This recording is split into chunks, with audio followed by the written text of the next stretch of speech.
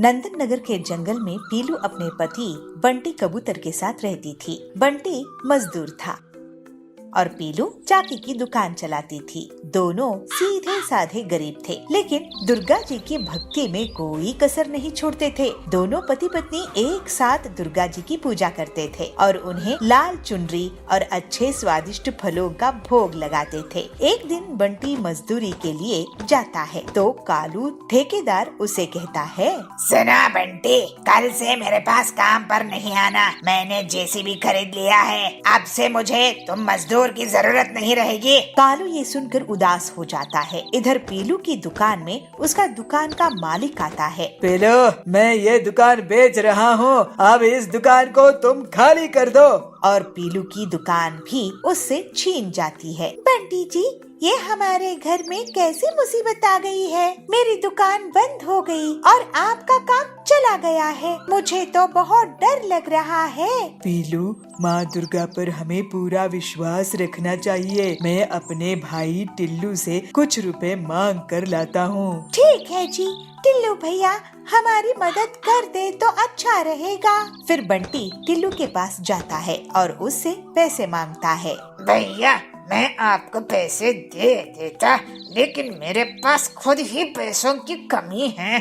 मुझे माफ कर दो। कोई बात नहीं टिल्लू। बंटी को कोई उधार नहीं देता है और ना ही कोई काम दे रहा था। पीलू भी यहाँ वहाँ काम के लिए भटक रही थी, लेकिन उसको भी कोई काम नहीं मिल रहा था। माँ, हम दोनों पति पत्नी अचानक से बेरोजगार और गरीब हो गए हैं। दिन रात काम ढूंढते रहते हैं और इसी वजह से आपकी पूजा अच्छे से भी नहीं कर पा रहे हैं। हमें माफ कर दीजिए माँ। ये आप कैसी परीक्षा ले रही है हमारी। तभी वहाँ दुर्गा माँ प्रकट होती है। बेटी पीलू, तूने मेरी भक्ति में कोई कसर नहीं छोड़ी। मैं तुम लोगों की परीक्षा ले रही थी, लेकिन तुम डर मत, मैं तेरी दुखों को दूर करने आई हूँ। हे माँ, आप ही हमारी शक्ति है। आपकी भक्ति में हम लगे रहे और आपकी सेवा पूजा होती रहे, बस यही आशीर्वाद दीजिए। हाँ बेटी, मेरी आशीर्वाद है। मैं तुझे बांस के बर्तन बनाना सिखा दूंगी। ये ऐसा बर्तन है जो कोई नहीं बना सकता। बेटी, तूने और बंटी ने सिर्फ मुझ पर आश्रित रहे हो,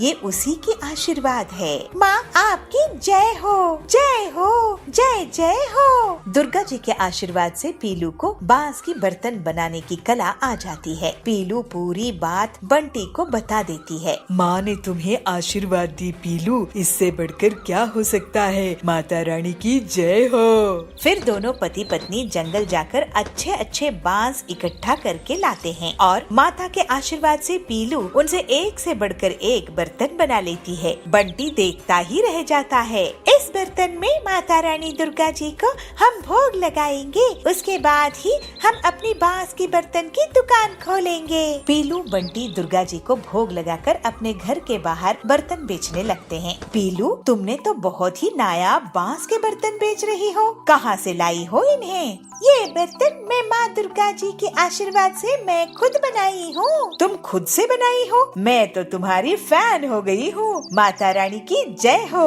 मुझे अब डिनर का सेट दे दो पीलू। पीलू के बांस के बर्तन तो फेमस होने लगते हैं। तभी सुंदरी आती है। पीलू, तुम्हारे बांस के बर्तनों के बारे में बहुत सुनी है।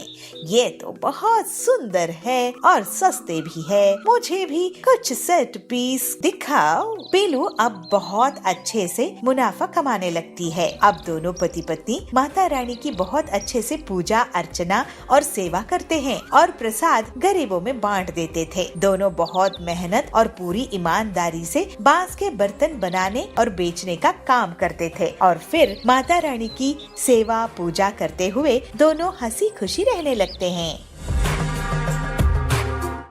आचार्य जयसूर्या अपने पर्यटन के दौरान गांव-गांव जाके वहां के लोगों को अपनी प्रवचन से अच्छी बातें सिखाते थे। आचार्य के मधुर वाणी और सत्य विचार से वहां के लोग बहुत प्रभावित होते थे। आचार्य के विचारों को अपने जीवन में लागू करके बहुत सारे लोग सद्गुणी बन गए थे। एक दिन पंढरपुर में आचार्य का प्रवचन चालू था। सज्जनों, अगर हम किसी का बुरा चाहते हैं तो हमारा भी बुरा होगा। अगर हमारे विचार अच्छे रहेंगे तो हमारे साथ भी अच्छा ही होगा।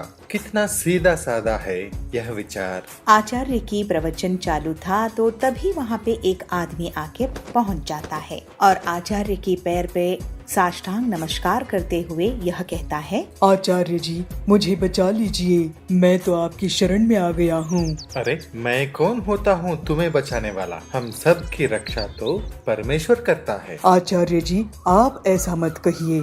हमने देखा है आपकी वाणी से बहुत सारे लोग अपनी जिंदगी संवार चुके हैं। सब आपकी नाम की जपमाला जपते हैं। अच्छा बंधु, आपका समस्या क्या है बताओ। मैं एक डकायत हूँ। तभी सभा में बैठे सारे लोग एक दूसरे के कानों में खुसर पुसर करने शुरू कर देते हैं। अरे मैंने तो सोचा ही नहीं था कि ये डाकू है। अरे मैं सोच रहा था मेरी अंगूठी कहाँ गई, इसी ने चुराया होगा।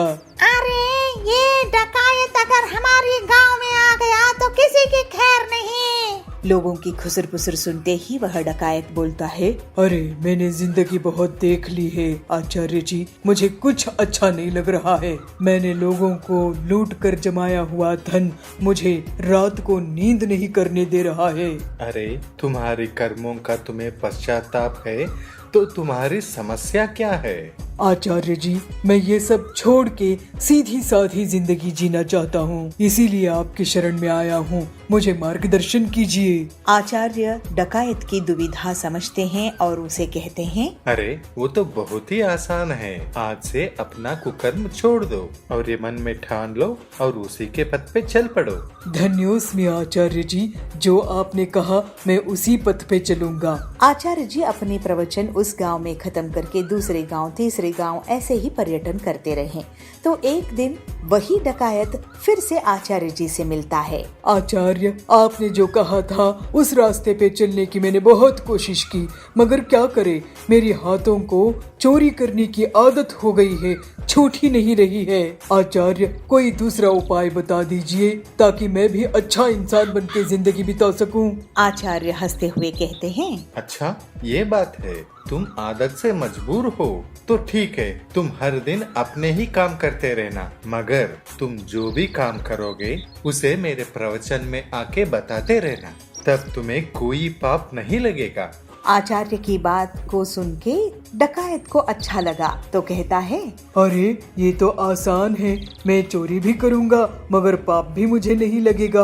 आज से ही मैं जो भी चोरी करूंगा आपके प्रवचन में आके सबको बता दूंगा। ऐसे कह के डकायत वहाँ से निकल जाता है और कितने ही दिन बीत गए मगर डकायत वापस नहीं आता है आचार्य के पास। तभी अचानक एक दिन आचार्य के शिष्य को उसकी याद आती है और शिष्य कहते हैं, गुरुजी, कितने दिन हो गए लेकिन वो डकायत तो आज तक आपके पास वापस आया ही नहीं। तो इसका मतलब आपका बताया हुआ बातों से उसके ऊपर कोई भी प्रभाव नहीं हुआ क्या?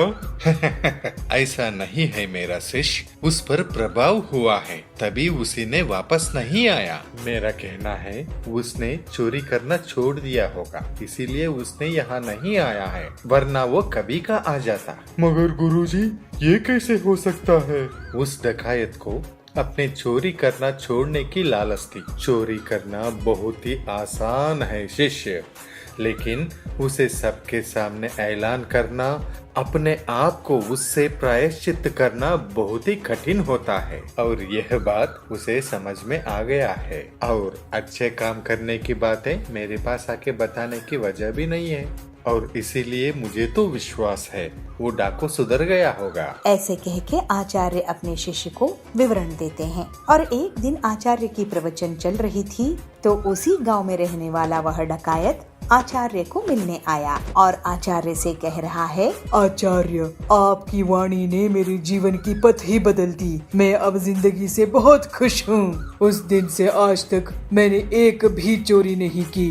भले ही मैं कुछ दिन भूखा था मगर आज मैं कष्ट से अपनी जिंदगी को संवार रहा हूँ। कहते हैं ना, श्रम का फल मीठा होता है, तो मुझे भी यह श्रम बहुत आनंद दे रहा है।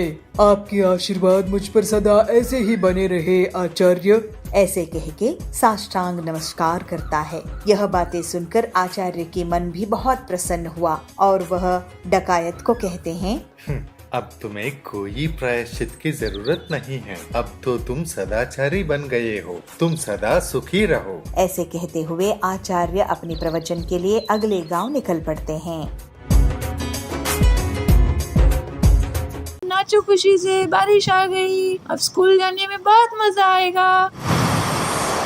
गर्मियों का मौसम खत्म हो चुका था। जंगल में बबलू हाथी और पिंकी मोरनी दोनों बरसात का बहुत ही बेसब्री से इंतजार कर रहे थे। उन्हें बरसात में स्कूल जाना बहुत अच्छा लगता था, मगर गर्मी इतनी थी कि जाने का नाम ही नहीं ले रही थी। जंगल के सभी जानवर इस तेज गर्मी से बहुत परेशान थे। सबका हाल गर्मी से बेहाल हो चुका था। बबली हाथी घूमते हुए जंगल से जा रहा था कि उसे पिंकी मोरनी मिलती है। अरे बबलू, यूँ अकेले अकेले कहाँ जा रहे हो? तुम मुझे तो बताओ, कहाँ जा रहे हो इतनी जल्दी जल्दी में? अरे पिंकी, क्या बताऊं, इतनी तेज धूप निकल रही है। इस गर्मी में तो मेरा हाल खराब हो चुका है। क्या बताऊं, सब के सब जानवर परेशान हो चुके हैं इस सूरज की वजह से। बताओ, गर्मियों का मौसम खत्म हुए महीने हो गए, मगर बरसात का नामो निशान ही नहीं है। इसलिए मैं पास ही के स्विमिंग पूल में नहाने के लिए जा रहा हूँ। अरे बबलू, मगर आज ही मौसम विभाग ने बताया है कि आज बारिश होने की संभावना है। क्या पिंकी, तुम भी कैसी बातें कर रही हो? देख रही हो मौसम को, कितना तेज सूरज निकला हुआ है। ऐसे में बारिश कहाँ से होगी? भला तुम्हें ऐसी बातें नहीं करनी चाहिए। देखते ही देखते अचानक से आसमान में काले बादल छट जाते हैं और सूरज बादलों के पीछे छुप जाता है। बारिश होने लगती है। यह देखकर बबलू हाथी और पिंकी मोर दोनों नाचने लगते हैं। देखा ना बबलू, मैंने तुमसे कहा था ना, आज बारिश जरूर होगी। ये ओए, नाचो खुशी से, बारिश आ गई, अब स्कूल जाने में बहुत मजा आएगा। चलो बबलू, सभी दोस्तों के साथ चलकर मस्ती करते हैं बारिश में। हाँ ठीक है पिंकी, चलो। दोनों भागते हुए अपने दोस्तों के पास जाते हैं और उनके साथ पूरे जंगल में नाचते हैं और धूम मचाते हैं। सभी जानवर बहुत खुश थे कि बारिश हो रही है। सभी जानवर भी उन्हीं के साथ झूमने लगे और नाचने गाने लगे। अगले दिन से सभी बच्चे स्कूल जाते समय अपने अपने साथ छाता लेकर जाने लगे। पिंकी, देखो मेरा छाता कितना अच्छा है ना, इसमें कितने सारे रंग हैं और इस बारिश में कितना अच्छा लग रहा है। पता है पिंकी, ये छाता मेरे मामा लाए थे लंदन से मेरे लिए। हाँ बबलू, ये सच में तो बहुत अच्छा छाता है। तुम्हारे मामा ने सच में तुम्हें बहुत अच्छा गिफ्ट दिया है। सभी बच्चे एक दूसरे के छाते की तारीफ करने लगते हैं और नाचते गाते हुए स्कूल जाते और स्कूल से आते दिन बहुत ही मस्ती से बीत रहे थे। मोर, हाथी, भालू, लोमड़ी सभी बच्चे नाचते हुए स्कूल जाते। बबलू जब अपने घर जाता है तो उसकी माँ उससे कहती है, बेटा बबलू, तुम्हें बारिश में ऐसे नहीं घूमना चाहिए, ऐसे मस्ती नहीं करनी चाहिए, वरना तुम बीमार हो जाओगे और फिर डॉक्टर तुम्हें इंजेक्शन लगाएंगे। पर माँ, मुझे बारिश में मस्ती करना अच्छा लगता है। मेरे सभी दोस्त भी तो कितनी मस्ती करते हैं। अच्छा ठीक है बेटा, मगर ज्यादा देर पानी में मत खेला करो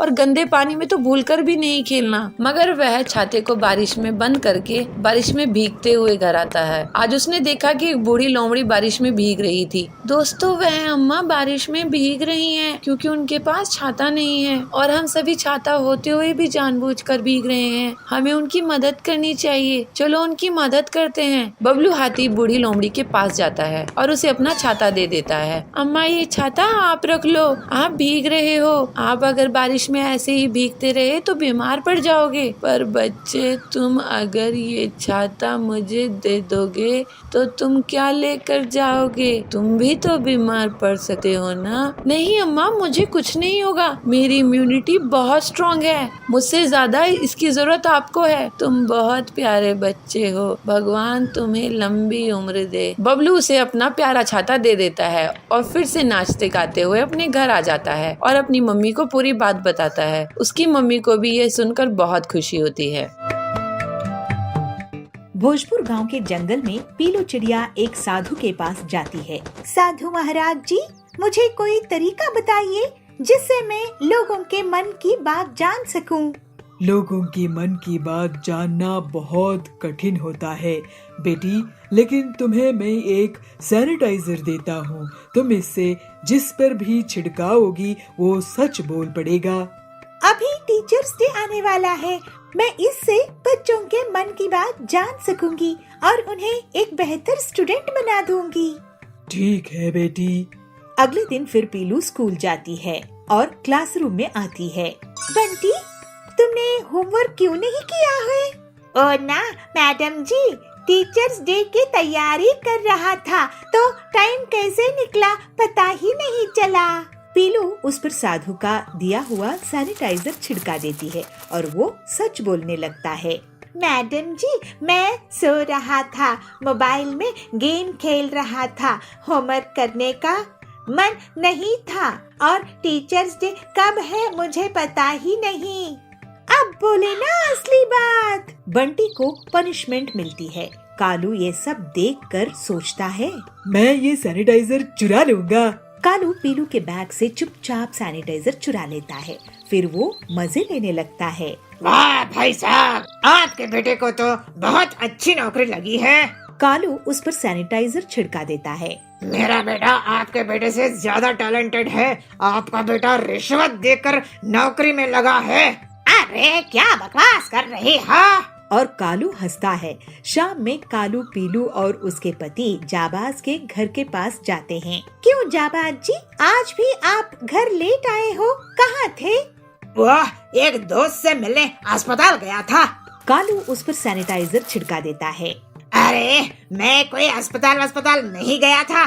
तुम टीचर हो ना, तो तुम्हारी डांट से डर लगता है तो थोड़ा झूठ बोल दिया। मैं तो बार में गया था। हाँ, अभी मजाक चकाती हूँ तुमको। जाबाज की झाड़ू से पिटाई हो जाती है। ये देखकर कालू बहुत ही खुश होता है। तभी पीलू उससे सैनिटाइजर छीन लेती है और कालू को डांट लगती है। कालू, ये तुम स्टूडेंट्स के भले के लिए था, तुम्हारी मस्ती के लिए नहीं। अब तुम टीचर्स डे में 5 ऐसे लिख कर लाओगे। अगर कोई बहाना बनाए तो याद रखना, मेरे पास ये सच उगलने वाला सैनिटाइजर है। जी जी मैडम। ये सुनकर कालू वहाँ से भाग गया। अरे पीलू, ये साधु का दिया सैनिटाइजर इतना असरदार है, ये तुम इससे कड़क की मदद क्यों नहीं करती? सुना है वो एक बहुत बड़े चोर को पकड़कर लाया है, लेकिन वो पैसा कहाँ छुपाया है ये नहीं बता रहा है। मेरा भाई इंस्पेक्टर कड़क की भी मैं इसी सैनिटाइजर से मदद करती हूँ। फिर पीलू कड़क के पास पुलिस स्टेशन जाती है। कड़क भाई, ये सैनिटाइजर लो और इस चोर पर छिड़का दो। पीलू के कहने पर कड़क वैसा ही करता है और चोर पूरा सच उगल देता है।